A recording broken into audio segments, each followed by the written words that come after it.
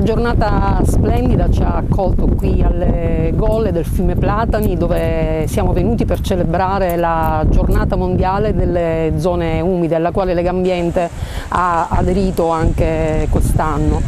Un'iniziativa che abbiamo voluto organizzare anche da Agrigento, perché altre appunto al contempo se ne stanno svolgendo anche nel resto della Sicilia, prendendo in esame proprio questa parte del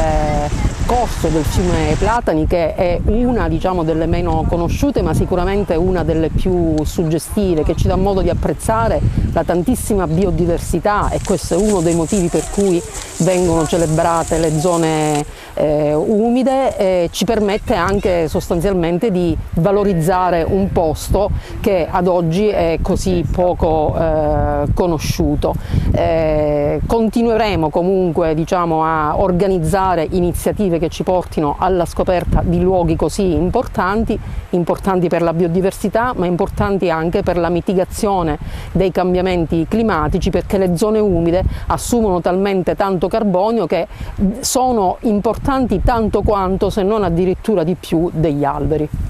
Diciamo che questa riserva servirebbe molto per proteggere la biodiversità, anche perché i fiumi contengono molta biodiversità, specie di pesci, di anfibi, di rettili, ma anche di uccelli come avocette,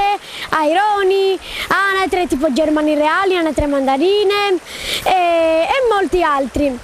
Poi abbiamo piccoli mammiferi come mustioli, ricci, lepri, conigli, insomma si dovrebbero proteggere appunto queste specie animali perché sono da salvaguardare appunto, e anche perché appunto tutti i corsi d'acqua mitigano il clima, cioè durante l'inverno assorbono il freddo e rilasciano il calore,